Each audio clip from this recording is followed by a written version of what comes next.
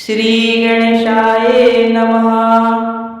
एकदंत महाकाय लंबोदरम सिद्धि विनायक गजानन गणपति बारंबार प्रणाम कोटि कोटि नमस्कार। कार्तिक महात्म्य पहला अध्याय। बोलिए दामोदर भगवान की जय, कृष्ण कन्हैया की जय। नैमिषारण्य तीर्थ में श्री सूत जी महाराज 88,000 सौनकादिक ऋषियों से बोले। अब मैं आपको कार्तिक मास की कथा विस्तार से सुनाता हूँ, जिसे सुनकर मनुष्य सब प्रकार के पापों से छूटकर अंत समय में वैकुंठ को प्राप्त होता है।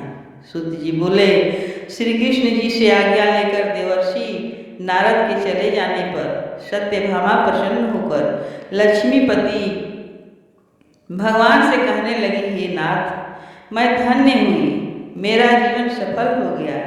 मेरे जन्मदाता भी धन्य हैं, जिन्होंने मुझ जैसी त्रैलोक सुंदरी को जन्म दिया, जो आपकी 16 सहस्त्र स्त्रियों के मध्य में आपकी परम प्यारी पत्नी बनी।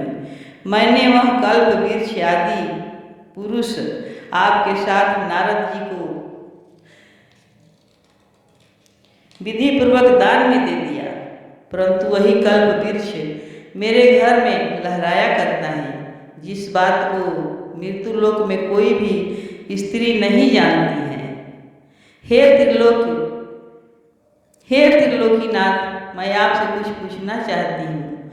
आप मुझे विस्तार पूर्वक कार्तिक महात्म्य की कथा सुनाओ, जिसको सुनकर मेरा हित हो तथा जिसके करने से कल्प पर्यंत भी आप मुझसे विमुख न हो।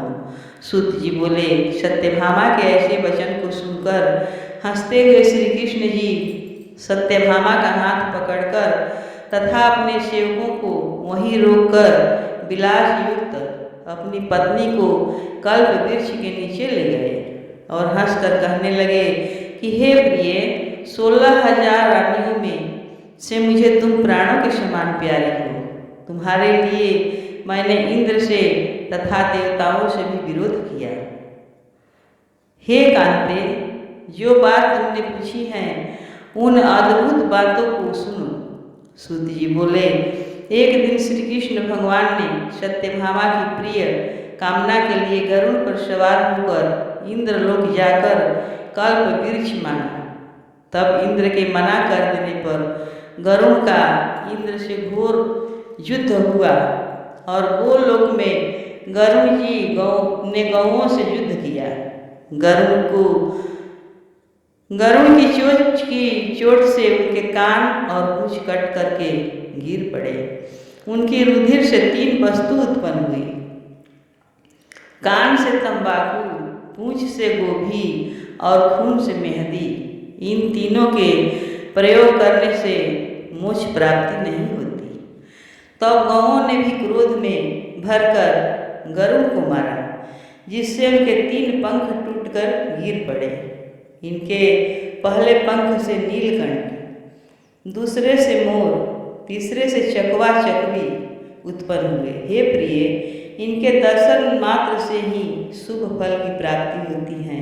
यह सुनकर सत्यभामा बोली, हे प्रभु, मैंने पिछले जन्म में कौन कौन से दान व्रत वो जप किए हैं, मेरा कैसा स्वभाव था तथा मैं किसकी पुत्री थी और मुझे मृत लोक में जन्म लेना पड़ा। मैंने ऐसे कौन से शुभ कर्म किए जिससे आपकी अर्धांगिनी हुई।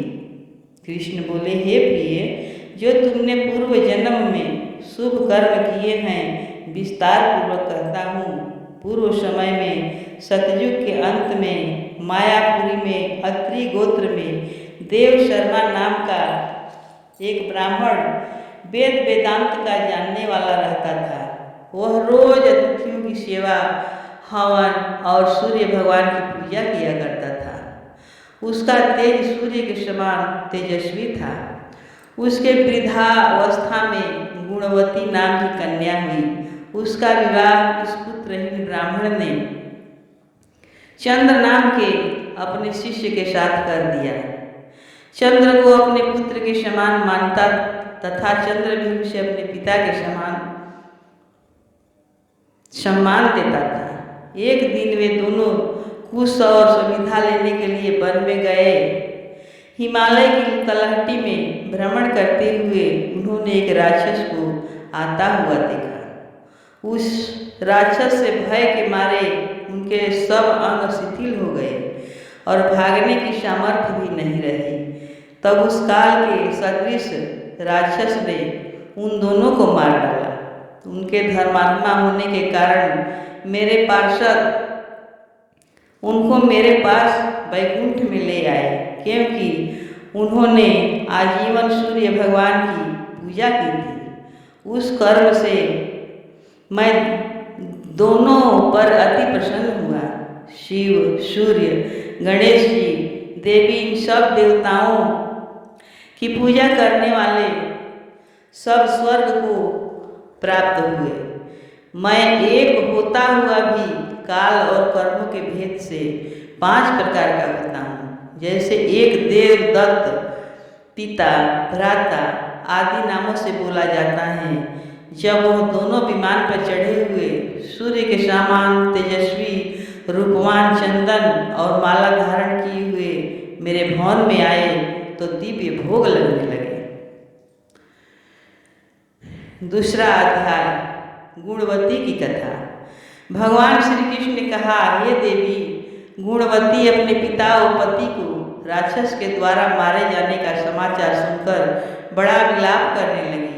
हा नाथ, हा पिता, मुझको त्याग कर तुम कहाँ चले गए?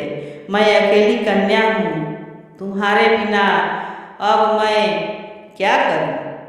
अब मेरे भोजन और वस्त्र आदि की व्यवस्था कौन करेगा? घर में स्नेह पूर्वक मेरा पालन पोषण कौन करेगा? मैं कुछ नहीं कर सकती। मुझ विधवा की रक्षा कौन करेगा? मैं कहाँ जाऊँ, कहाँ रहूँ?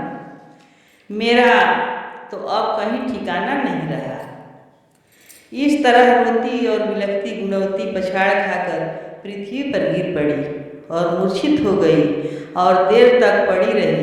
फिर जब होश में आई तो पूर्वत अत्यंत करुण विलाप कर शोक सागर में डूब गई। जब कुछ संभली तो उसे ध्यान आया कि मेरे पिता तथा पति की मृत्यु के पश्चात उनकी क्रिया करनी चाहिए जिससे उनकी गति हो सके।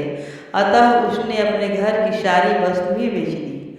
उनके बेचने से जो पैसे उसे मिले उनसे अपने पिता और पति की श्राद्ध आदि किया कि फिर वह उसी नगर में रहती हुई भगवान विष्णु की भक्ति में 8 पहर रहने लगी। उसने जन्म से लेकर मृत्यु तक नियम पूर्वक एकादशियों के व्रत और कार्तिक के महीने में उपवास तथा व्रत किए। हे प्रिय, ये एकादशी और कार्तिक व्रत मुझको बड़े ही प्यारे हैं। मुक्ति, भुक्ति, पुत्र तथा संपत्ति को देने वाले परम पवित्र हैं। जो मनुष्य कार्तिक मास में जब तुला राशि पर सूर्य आता है तो सवेरे उठकर स्नान करते हैं, व्रत व उपासना करते हैं, वह मुझे बहुत ही प्यारे हैं। क्योंकि यदि वो बड़े पापी भी हो तो भी स्नान का व्रत के प्रभाव से उनको मोक्ष की प्राप्ति हो जाती है। जो मनुष्य कार्तिक में स्नान, जागरण, दीपदान तथा तुलसी के वृक्ष की रक्षा करते हैं वह साक्षात विष्णु भगवान के तुल्य है। जो मनुष्य कार्तिक मास में मंदिर में झाड़ू लगाते हैं और स्वास्तिक बनाते हैं और विष्णु पूजा करते हैं वह जीवन मुक्त हो जाते हैं। यह सुनकर गुणवती भी प्रतिवर्ष मन लगाकर कार्तिक का व्रत और भगवान विष्णु का पूजन करने लगी। हे प्रिय, एक बार वह ज्वरग्रस्त थी और दुबली हो गई थी। फिर भी किसी न किसी प्रकार गंगा स्नान के लिए चली गई। गंगा तक पहुंची भी, किंतु शीत के मारे वह बुरी तरह से कांप रही थी। वह एकदम शिथिल हो गई। तब वह मेरे भगवान विष्णु के दूतों के द्वारा मेरे धाम में आई। उसके पश्चात ब्रह्मा आदि देवताओं की प्रार्थना पर जब मैंने कृष्ण का अवतार लिया उस समय मेरे गण भी मेरे साथ आए। वह सब इस पृथ्वी पर यादव बने हैं। तुम्हारे पिता जो कि पूर्व जन्म में देव शर्मा थे, इस समय सत्राजित हैं। पूर्व जन्म में चंद्र शर्मा जो तुम्हारा पति था वह आप हैं। और हे भामिनी, तू ही वह गुणवती है। यह कार्तिक व्रत का ही प्रताप है जिससे कि तू मेरी अर्धांगिनी बनी। पूर्व जन्म में तुमने मेरे मंदिर के द्वार पर तुलसी का पौधा लगाया था। वह इस समय तेरे महल के आंगन में कल्प वृक्ष के रूप में खड़ा है। तुमने जो उस जन्म में दीप दान किया था उसके कारण तुम्हारी देह सुंदर है, तुम्हारे शरीर में शोभा है और घर में साक्षात लक्ष्मी निवास करती है। तुमने चूंकि पूर्व जन्म में अपने समस्त व्रतों का फल पति स्वरूप विष्णु के अर्पण कर दिया था, उसी के प्रभाव से तुम इस समय मेरी प्रिय भामिनी हुई हो। पूर्व जन्म में आजीवन तुमने जो नियम से कार्तिक मास का व्रत किया था उसका यह प्रभाव है कि मेरा और तुम्हारा कभी वियोग नहीं होगा। इस प्रकार जो कोई कार्तिक मास में व्रत आदि करते हैं वह मुझे तुम्हारे ही समान प्यारे हैं। वह लोग जो कि दूसरे जप तप यज्ञ दान आदि करते हैं, कार्तिक मास में किए गए व्रत के सामने उनका फल बहुत थोड़ा होता है। यानी कार्तिक मास के व्रतों का 16वां भाग भी नहीं है। इस तरह से सत्यभामा भगवान श्री कृष्णचंद्र जी महाराज से अपने पूर्व जन्म की पुण्य का प्रभाव सुनकर अति प्रसन्न हुई। बोलिए दामोदर भगवान की जय।